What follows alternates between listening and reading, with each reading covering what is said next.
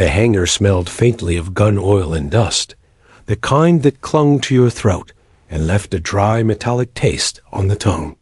Fluorescent lights buzzed overhead, flickering just enough to give the space a tired, restless energy. Folding tables lined one wall, littered with field manuals, half-empty water bottles, and stripped-down rifles waiting to be reassembled. Beyond them, the far end of the hangar had been converted into a makeshift training arena, a rectangle of matted flooring surrounded by benches and stacked gear. Sergeant Kara Mitchell stood just inside the perimeter, hands behind her back. Expression neutral.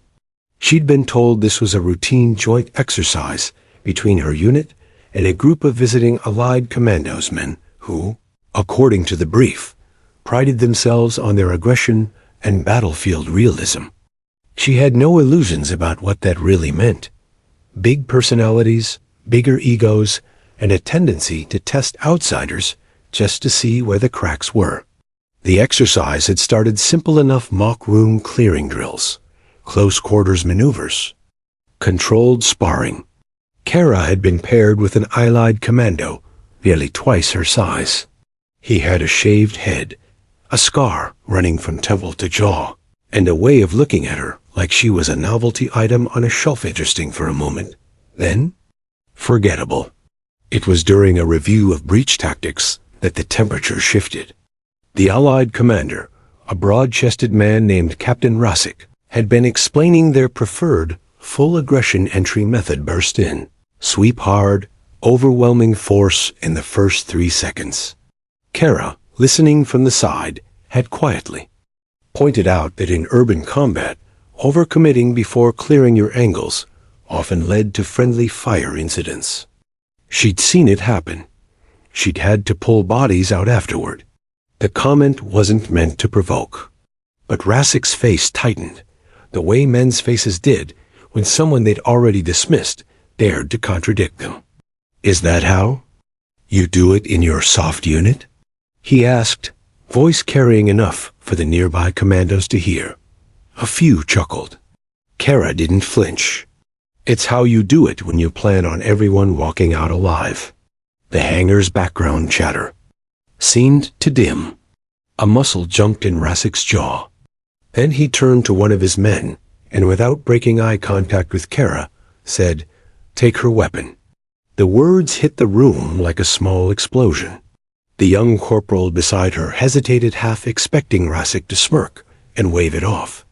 The captain's expression stayed hard. So the corporal stepped forward, unclipped Kara's training rifle from her vest, and carried it back toward the weapons table. "Observer only," Rasik said, turning back to the group as if the matter were settled. Kara didn't argue. She didn't roll her eyes or mutter under her breath. She simply shifted her weight, hands still behind her back, and looked past him toward the matted arena. A faint buzz had started in her veins, the kind that came when your instincts started whispering that something was off. The drill resumed, but her focus had shifted entirely. She started scanning, the way she always did when she didn't trust her surroundings. She mapped the exits, the wide hangar door at her left, the narrow personnel door near the far corner. She noted the stacked helmets, the wooden staff rack near the benches, the scattered training knives on a side table. She counted the number of armed and unarmed personnel, logged which ones were paying attention and which were distracted. And she kept seeing them, 4 of the Allied commandos. Big men, the kind who filled doorways and didn't bother moving. For anyone, they weren't running the current drill. They were leaning against a far wall, arms folded, murmuring to each other while keeping their eyes on her. They weren't just bored. They were interested. Kara shifted slightly, angling her body so she could see them without making it obvious. Their posture was relaxed, but there was something predatory in the way they tracked her movements, like wolves watching a lone elk step away from the herd. She'd seen that look before. It wasn't the prelude to friendly conversation. One of them, tall, heavy-set, with a buzz cut, tilted his head toward the personnel door. Another gave a slight nod. They exchanged a few more quiet words. Then their attention snapped back to her. The air in the hangar suddenly felt thicker, heavier. Kara had been in enough barracks, enough training grounds, enough hostile places to recognize when something was about to turn personal. And when soldiers made it personal, it usually got messy fast. She stayed where she was, keeping her breathing slow, eyes on the current drill, but mind running through possibilities. Without a weapon, she'd have to rely on what she had: speed, leverage, improvisation. The environment itself could be turned into an arsenal if you knew where to look. A helmet could be a shield, a mat a trap. Distance could be created or closed in less than a heartbeat. The four men's eyes kept finding her. Their expressions said it all. You don't belong here, and we're going to remind you. Across the room, Captain Rassick glanced her way, his mouth curling in that same half-smirk he'd worn when ordering her disarmed. It wasn't just about her comment earlier. He wanted to see her put in her place. Fine, Kara thought. Let him watch. The metallic slam of a dropped training magazine echoed off the hangar walls, pulling the group's attention briefly back to the exercise. But Kara's eyes didn't leave the four men. Her instincts weren't just whispering no. They were shouting. Something was coming. And when it did, she wasn't planning on being the one left on the floor. The drill wound down in a chorus of heavy boots and muttered feedback. The allied commandos slapped each other on the back, exchanging grins. The kind of rough camaraderie forged in shared hardship, or in this case, shared arrogance. The four, who'd been watching Kara, peeled away from their post on the wall. She didn't need to see them coming. She could feel it. The shift in energy was almost physical. The way conversations nearby seemed to dull. The way the space between her and the exit suddenly felt longer. Years in the field had taught her to listen to that change in the air. It meant trouble was closing in. Kara turned toward the personnel door, the smaller exit tucked behind a stack of folded mats. She made it 3 steps before a shadow blocked her path. The first man was built like a battering ram, broad shoulders, barrel chest, thick neck. His fatigue strained slightly at the seams of his arms. He wore the lazy grin of someone who'd been in enough fights to believe none of them could go badly for him. "Going somewhere, Sergeant?" he asked, the title rolling off his tongue, like it was a joke. Before she could answer, the second appeared on her left. Leaner, but too tall for his own balance, if she were to judge by his stance. His eyes swept over her in a slow, deliberate appraisal that wasn't about combat readiness. "You're walking out without saying hello," he said in a mock-hurt tone. "Rude." The third and fourth moved in from behind, a coordinated drift that closed the circle without seeming forced. One had a sharp, hawkish face, the other a shaved head, and a jaw like concrete. All four stood just close enough to be in her space, just far enough to make sure it didn't yet count as an outright provocation. Kara's voice stayed level. "Step aside." The big one in front chuckled. "We just want to know. How's a soldier supposed to fight with no rifle? Guess we're about to find out." His tone carried just enough volume to pull a few heads from the benches. 2 American NCOs glanced over, but when no one threw a punch, they returned to their conversation. To them, it probably looked like the usual ribbing between units. Kara's eyes flicked to the periphery. About 20 people in the hangar. Maybe 5 who would step in if things got serious, and all of them too far away to do it fast. She wasn't counting on backup. The man on her left took a small step closer, enough that his boots brushed hers. "No rifle, no sidearm, no knife," he said, looking down at her belt. "Guess you're just here to watch real soldiers work." She tilted her head slightly, her gaze meeting his without so much as a blink. "That so?" Behind her, the hawk-faced one spoke for the first time, his voice low. "We've heard about you." The American who thinks she knows better. Let's see what's left when we take away your toys. It wasn't about a drill anymore. This was about dominance. About showing the foreigner, especially the female foreigner, that she didn't measure up. One more step from the man in front. The gap between them vanished. He smelled faintly of sweat and the synthetic tang of uniform fabric straight from the dryer. His eyes held the same smugness as his grin. "What's the matter?" he said. "Not going to tell us to stand down?" Kara didn't answer. Her mind had already moved past words. She wasn't looking at his face anymore. She was watching his hands. The way his weight shifted from heel to toe. The slight forward lean that signaled readiness to grab. From somewhere across the hangar came the sharp metallic clack of a rifle being set on the table. It was followed by laughter from a group running maintenance drills. The sound gave the moment an odd, tense soundtrack. The big man finally reached out, a meaty hand landing on her shoulder in a slow, deliberate push meant to provoke. It worked. Her decision clicked into place like the last round in a magazine. She let the push carry her half a step back, just enough to make him think she was yielding ground. In that fraction of a second, she shifted her stance, feeling the familiar coil of muscle memory winding tight. Her heart rate didn't spike. Her breathing stayed steady.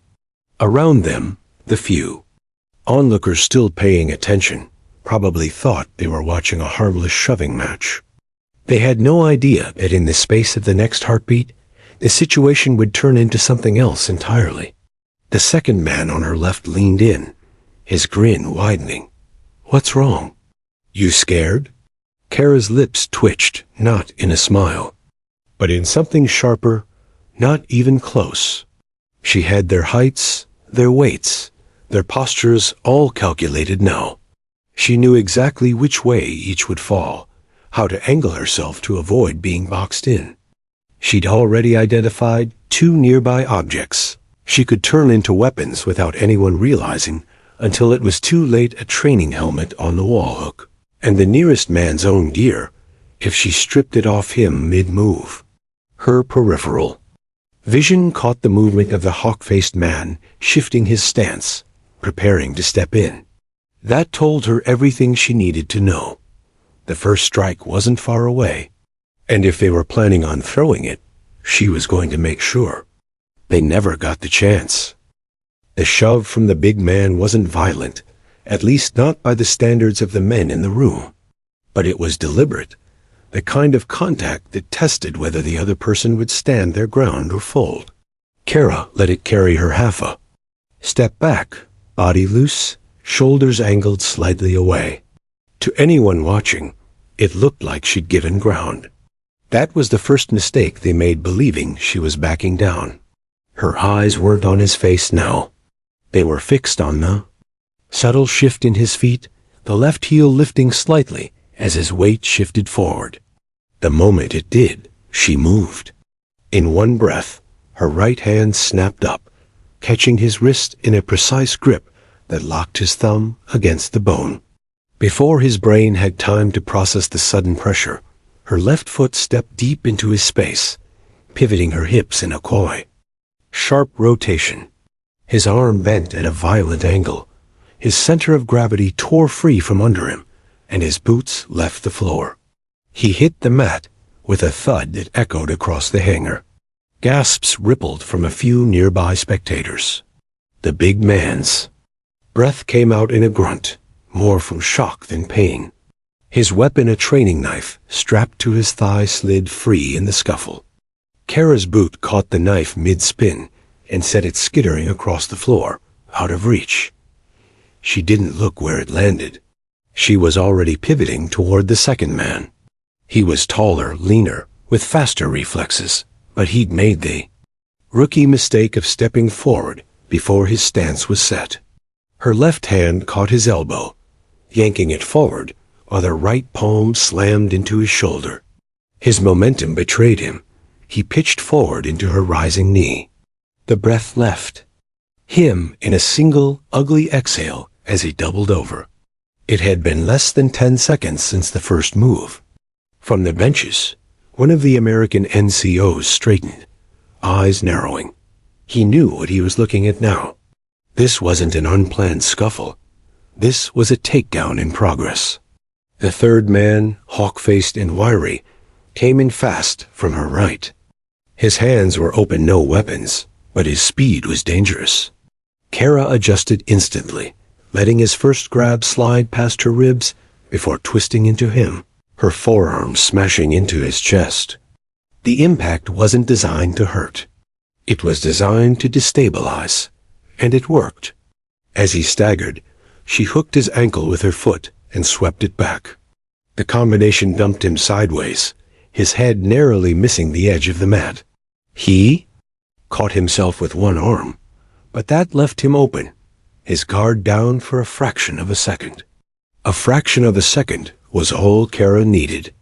She shifted her weight and planted one knee firmly against his chest, pinning him long enough to glance up at the last man. The shaved-headed one had hung back, watching. His expression was less smug now, more calculating. He didn't charge. Like the others, he began circling, looking for an opening. Kara stepped back from Hawkface, letting him scramble to one knee, but kept her attention on the circling man. She could hear the breathing of the others, ragged and uneven, feel the tension in the hangar tightening like a drawn bowstring. She didn't speak, didn't taunt, didn't give them anything to react to. Every part of her posture was calm, unhurried, controlled. The first three were still recovering, but their eyes told the story they hadn't expected this. Not from someone unarmed. Not from someone they'd written off before the first move. It had been under 15 seconds since the first shove. Somewhere behind the benches, someone muttered, "Holy," before cutting themselves off. The big man on the floor was pushing himself up now, face red with effort and humiliation. Hawkface rolled his shoulders like he was trying to shake off the shock. The tall one was still bent slightly, holding his stomach. The shaved head kept moving, measuring her. He was smart enough to know she wasn't just reacting, she was thinking 3 moves ahead. But intelligence didn't make him less of a threat. She let him circle. Her breathing stayed even, her steps matched his, her eyes sharp but unreadable. She was already deciding how to end this phase of the fight. The next move was going to change the entire rhythm. The shaved-headed commando made the first move a sharp step in, feinting left before driving his right hand toward her collar. Kara's hips turned in the opposite direction, letting the grab skim harmlessly past her. She caught his wrist, guided his momentum forward, and hooked her right foot behind his ankle. The result was clean and inevitable. His balance was gone before he realized she'd taken it. He hit the floor hard, air punching out of his lungs in a short, stunned grunt. The mat thudded beneath him, and his rifle slung loose over his backslid, off his shoulder and clattered across the ground. Kara didn't even glance at the weapon. One kick sent it spinning under a nearby table. She wasn't about to let any of them reclaim their tools. This was staying barehanded. But she didn't have time to savor the takedown. Hawkface, recovered and angry, came in low, trying to tackle her legs. She dropped her center of gravity, catching his collar in one hand and the fabric at his elbow in the other. The trick wasn't to overpower him. It was to make his own momentum betray him. She pivoted, guiding him forward into a tight arc before yanking hard. His body went sideways, knees buckling under the sudden torque. He landed on his shoulder. With a muffled oof, pain etched across his features. Around them, the hangar's noise had gone nearly silent. Even the American NCOs, now standing, didn't interfere. This was no longer friendly ribbing. This was a one-woman dismantling. The big man, her first target, was back on his feet now, face flushed with embarrassment. He charged in with a wide, heavy punch meant to drop her in one hit. But big punches came with big tells. Kara stepped inside his swing, feeling the rush of air pass over her shoulder. Her palm slammed into his chest at the same moment her foot swept his lead leg. The combination knocked him backwards in an ungainly stumble. He fell against the tall one, who had just managed to straighten up from her knee strike earlier. The two collided, knocking both off balance. She used the opening. Her eyes caught a glint of steel on the floor, a training knife that had slid free during the scuffle. She stepped on it, pinning it in place, and nudged it further away without breaking her visual on the men. It had been less than 40 seconds since the first move. The shaved head scrambled to his feet, clearly rattled but still determined. He circled again, this time more cautiously. Hawkface, holding his shoulder, stayed low, trying to edge behind her. The big man shook his head like he could shake off the humiliation. And the tall one, though slower now, looked ready to take another swing. 4 of them. 1 of her. Still no weapon in her hands. Perfect odds. They tried to converge at once in unspoken agreement to swarm her. But coordination under pressure was a fragile thing, and Kara knew how to break it. She stepped toward the tall one, forcing him to commit first. His hands came up in a guard, but she dropped low, sweeping his legs out from under him with a hard kick. He hit the ground with a grunt, elbow smacking the mat. She pivoted instantly toward the big man, who had been right behind. Her palm shot forward into his chin in a sharp upward strike that sent his head snapping back. He stumbled, hands flying to his face. That was too temporarily out of the fight. Now it was down to Hawkface and Shaved Head, both still moving, both angrier than cautious. Hawkface darted in, his hands quick, aiming for a grab at her forearm. Kara let him connect, just for a fraction of a second, then rolled her arm over his, trapping his wrist in a lock that wrenched him sideways. He cried out, knees buckling.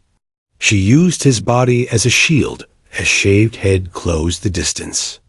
The collision was messy, but effective. Shaved Head's momentum slammed into Hawkface's side, sending both stumbling. Kara stepped back, breathing steady, eyes scanning the 4 of them as they tried to reset.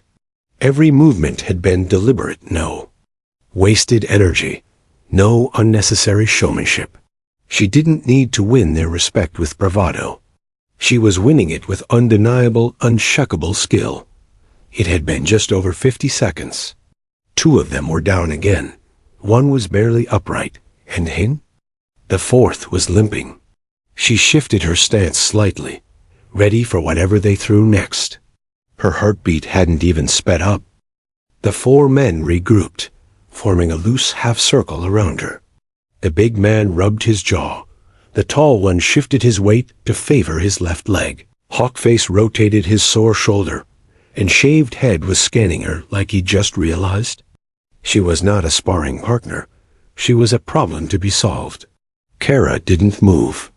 Her boots stayed planted on the edge of the matted floor, posture relaxed but balanced, as though she had all the time in the world. In truth, she knew the window for ending this cleanly was closing. Every second gave them more time to adapt, to work together. She needed to reassert control, not just of the fight, but of the space. Her eyes swept the hangar in a quick scan. She had options. The wall to her right held a row of hanging training helmets, heavy composite shells used for mock CQB drills. Their weight was perfect, not so heavy they'd slow her, but solid enough to hit like a rock. The moment she moved, it had to be decisive. Shaved Head stepped in first, trying to draw her attention.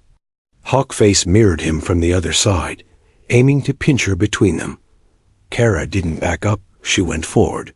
Her boots struck the mats in 3 rapid steps as she closed the distance on Shaved Head.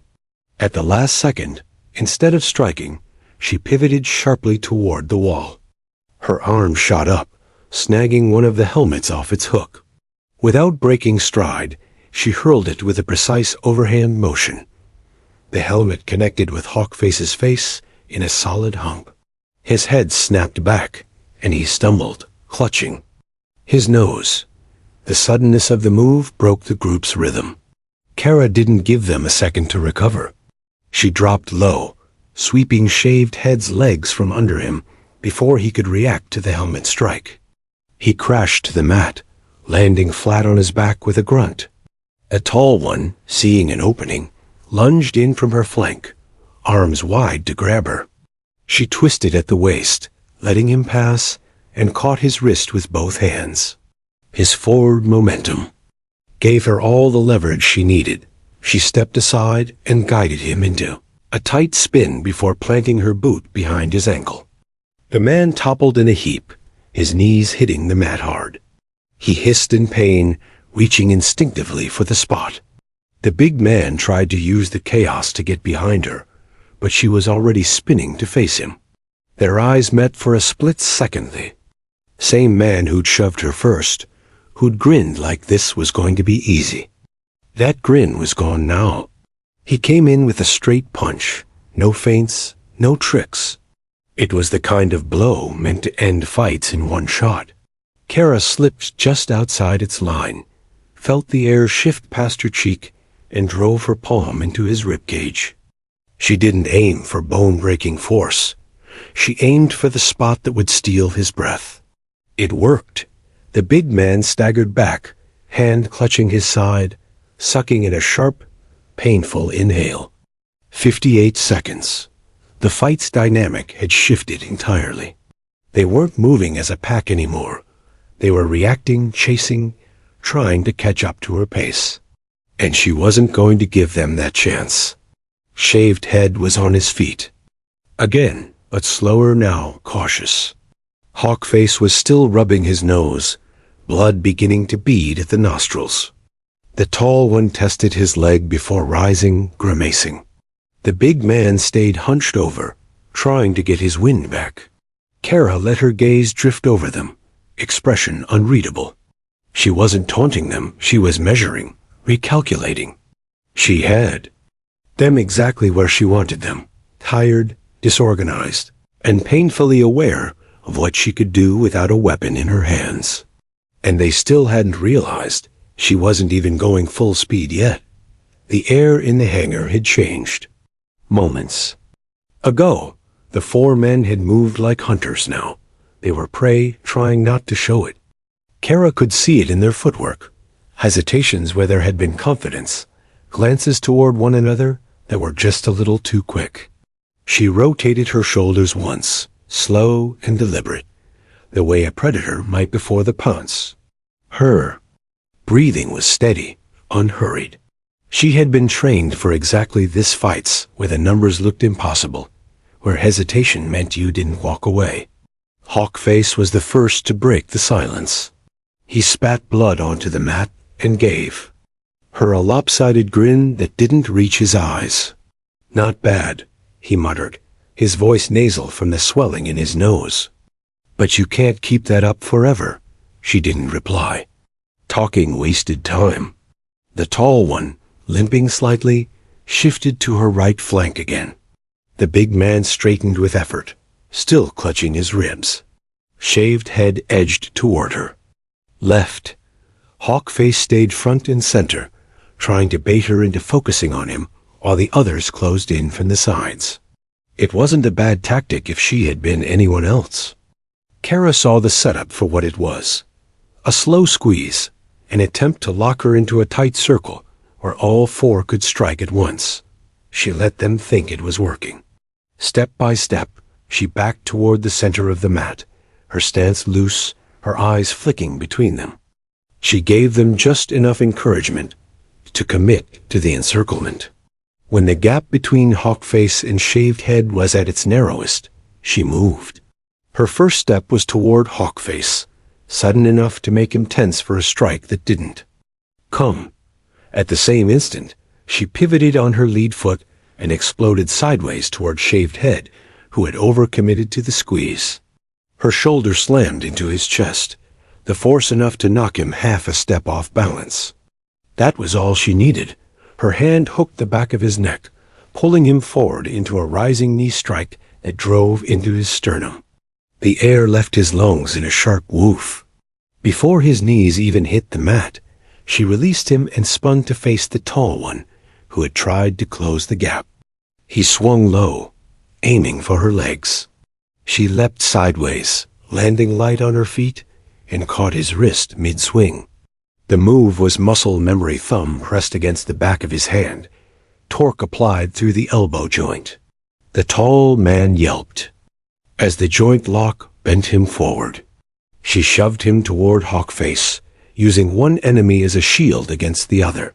The two collided hard, Hawkface grunting as the tall man crashed into him. Both stumbled, giving her a perfect window.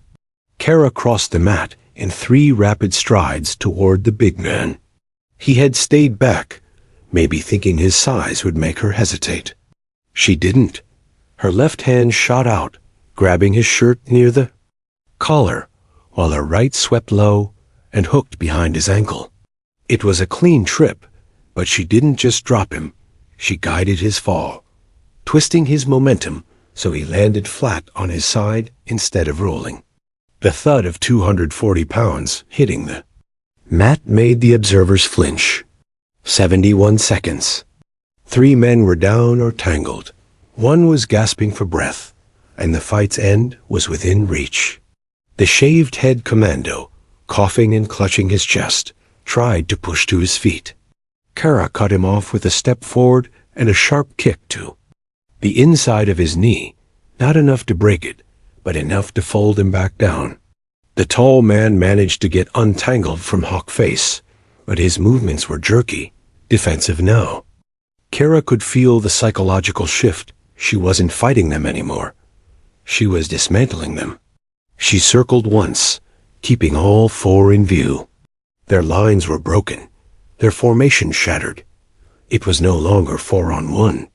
It was 4 separate fights, and she could pick the order. She chose Hawkface first. He tried to swing at her as she closed in, but his timing was off. She slipped inside his guard, twisted her hips, and drove a palm strike into the side of his jaw. His head snapped sideways, and his body followed, collapsing to one knee. 77 seconds. 2 to go. The tall one lunged again, desperate now. She sidestepped, grabbed his arm, and used his own momentum to sling him forward into the mat. He landed chest first, the air rushing out of him. 79 seconds. The hangar was dead silent except for the ragged breathing of 4 men who, less than 2 minutes ago, had been sure they could take her without breaking a sweat. Kara didn't gloat. She didn't smile. She simply stepped back, letting the reality of what had just happened sink in. 4 trained commandos. No weapon. 79 seconds. And as the last echoes faded, someone at the far end of the hangar broke the silence with a single low whistle. For a moment, the hangar seemed frozen in time. 4 men seasoned operators were scattered on the mat like discarded gear. Hawkface knelt, head bowed, one hand braced on the floor. The big man was on his side, struggling to draw in deep breaths. Shaved head leaned against the mat, coughing softly. The tall one lay flat, eyes unfocused, chest heaving. Kara stood at the center, her breathing steady, as if she'd just finished a warm-up rather than a brutal fight. Her eyes moved over each of them, not in mockery, but in assessment, measuring whether any of them still had the will to try again. They didn't. Somewhere behind the observation glass, someone finally moved. The overhead intercom crackled, and a voice deep, authoritative cut through the stillness. Time. 79 seconds. Confirmed. That was all it took for the quiet to fracture. The gallery above erupted in low murmurs, some disbelieving, some impressed. Several men in uniform exchanged sharp looks. Others leaned closer to the glass, as if they hadn't really seen what just happened and needed to be sure. Kara's eyes flicked toward them briefly, then back to the commandos. On your feet, she said evenly. Hawkface tried first, groaning as he rose to one knee. He looked at her like she was something out of a legend. The big man rolled over with a grunt, using his arm to push himself upright. The tall one and shaved head followed more slowly, the humiliation written on their faces. None of them spoke. From the far side of the hangar, heavy footsteps echoed, measured, deliberate. Every head turned as a man in a dark green flight jacket entered. His hair was silver at the temples, his posture ramrod straight. The kind of man whose presence shifted the gravity in a room. The Commandos straightened instinctively, even in their bruised state. He stopped beside Kara and looked at her not with surprise, but with the calm familiarity of someone who knew exactly what she could do. That's enough for today. His voice carried the kind of authority that didn't need to be raised. She nodded once. Then he turned to the 4 Commandos. You just got a lesson. And before you run through excuses in your head now, she didn't win because she got lucky. She didn't win because you underestimated her. She won because she's better. And if you had been in the field instead of in here, you'd be dead. The bluntness hit like another strike. None of them argued. The officer stepped forward, his boots clicking on the mat. You've all heard stories. You've all heard the calcine. Viper. His gaze swept over them slowly. Now you know who it belongs to. A flicker of recognition crossed Hawkface's face. The tall man's eyes narrowed slightly, like he was putting pieces together. Viper, the officer continued, has 23 confirmed kills in live combat, all without firing a single shot. 4 years embedded in hostile territory. 0 failed missions, and yes, she's unarmed in most of them. She is one of the most dangerous assets this country has, and you're standing here alive because she held back. The big man swallowed. Hard. Kara didn't move, didn't acknowledge the praise. She hated when he did this, when he peeled back the curtain. She preferred anonymity. It kept people from trying to measure themselves against her. But the officer clearly wanted this lesson to stick. She's here because I ordered her to be here, he finished. And because some of you thought she was just another soldier, without her weapon. Consider that mistake corrected. The 4 Commandos stood silent, their earlier confidence stripped away. Without another word, the officer nodded to Kara. Dismissed. She stepped off the mat, her boots quiet on the polished concrete. She didn't look back. The fight was over, but the effect would linger. She could feel their eyes following her, part disbelief, part respect, part something else they couldn't quite name. As she reached the far door, she caught a fragment of conversation from the gallery above. 79 seconds, one voice murmured, without a weapon. Another replied, almost in awe, and she wasn't even trying. Kara allowed herself the smallest ghost of a smile. They were right, because this hadn't been about winning. It had been about control, showing them that the weapon was never the thing they needed to fear. It was the person holding it. The corridor beyond the hangar was quiet, its steel walls reflecting the hum of distant generators. Kara walked with unhurried steps, the echo of her boots a steady rhythm in the otherwise empty space. She'd left the fight behind her, but she knew it would ripple through the building for days. Halfway down the hall, she heard the second set of footsteps behind her. She didn't need to turn. Still don't like the attention, the officer's voice came, calm as ever. I told you not to do the calcine thing, Kara replied without looking back. It was necessary, he said, catching up to walk beside her. They needed to understand who they were dealing with. You're not here for entertainment, Kara. This is bigger than a training exercise. She glanced at him, her eyes cool. Then tell me why I'm really here. He slowed as they approached a reinforced door at the end of the corridor. With a swipe of his badge, it opened to reveal a dimly lit briefing room. The air smelled faintly of coffee and machine oil. A large screen dominated one wall, its surface dark for the moment. Inside, 3 men in suits sat at the table, their faces sharp and watchful. Not military intelligence. Kara stepped in, reading the room in a glance. CIA? Joint operation, the officer said, closing the door behind them. One of the men in suits leaned forward. We've got a problem, he said without preamble. 4 days ago, a special operations team went dark in the mountains of Kyrgyzstan. No comms, no extraction signal, nothing. They were on an intercept mission. Target was an arms broker codenamed Raven. The name wasn't new to her. Raven had been on multiple watch lists for years, ex-military, now a shadow figure selling weapons and intel to whoever paid enough. You're sending me to find them? She asked. Not just find them, the CIA man said. Recover them. Alive if possible, and if Raven's involved, stop him. By any means. Kara crossed her arms. And the 4 commandos I just flattened? They were the original replacements, the officer admitted. The brass wanted to send them in first. I wanted them to understand exactly what they'd be up against, and why they wouldn't last. Not against Raven's people. She tilted her head slightly. So this was my audition? His mouth quirked faintly. More like a reminder. You've been out of the field for a year. I needed to see if you'd lost your edge. Her gaze sharpened. And? He didn't hesitate. You haven't. The CIA man slid a folder across the table. Inside was a grainy satellite photo of a compound tucked into a mountain pass. She studied it in silence. Minimal entry points, she murmured. Heavy coverage. This isn't going to be clean. It never is, the officer said.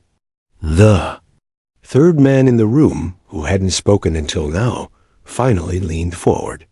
His voice was low, but it carried weight. One more thing you should know. Raven's got someone with him. Someone you've worked with before. Kara's eyes flicked up. Name.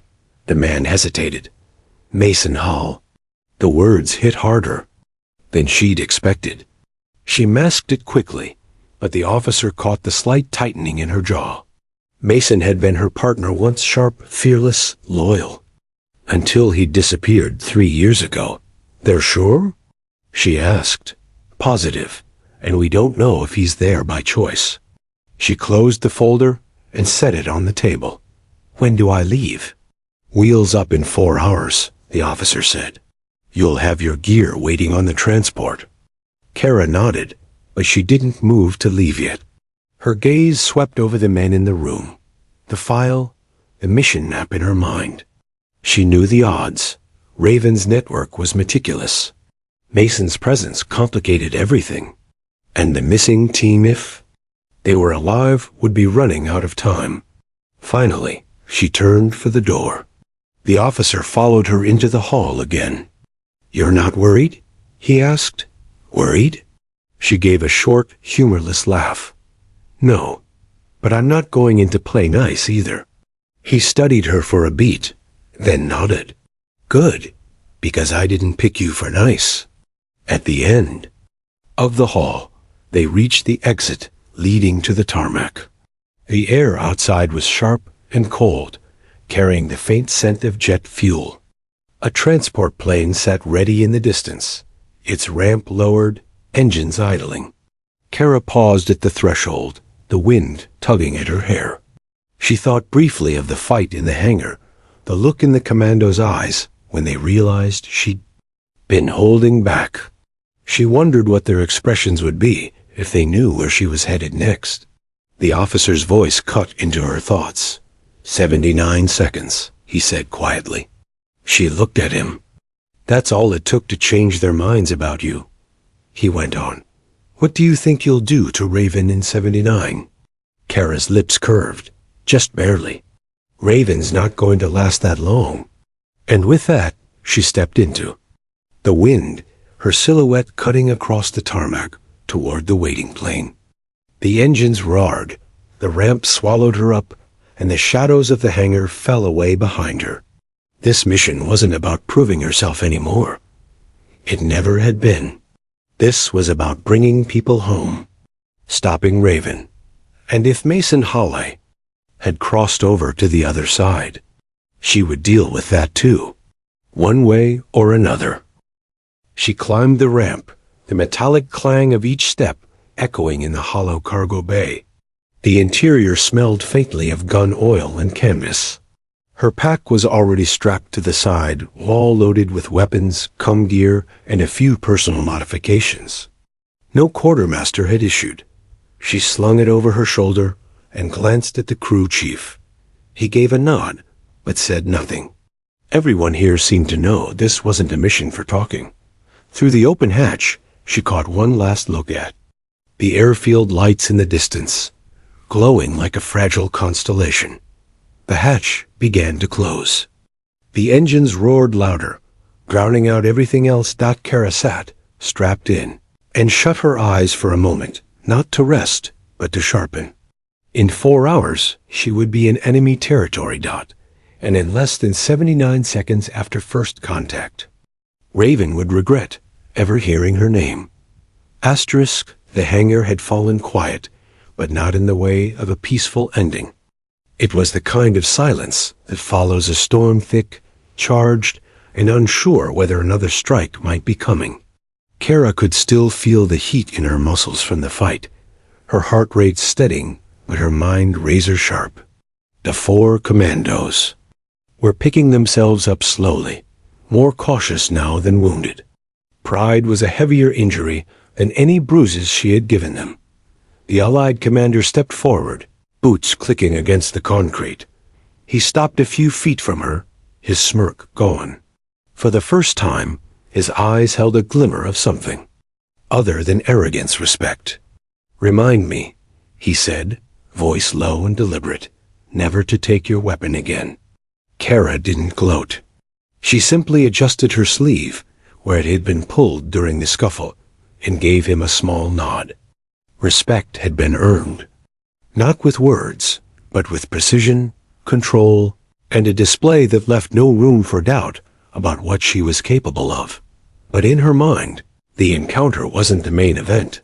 It was just a test. She had been in this facility for less than 48 hours, and the real reason she was here was about to begin. Without ceremony, she stepped past the commander and the onlookers, her boots echoing as she left the hangar. The corridor outside was dimly lit, fluorescent tubes flickering with the occasional buzz. Somewhere deep in the compound, a generator hummed.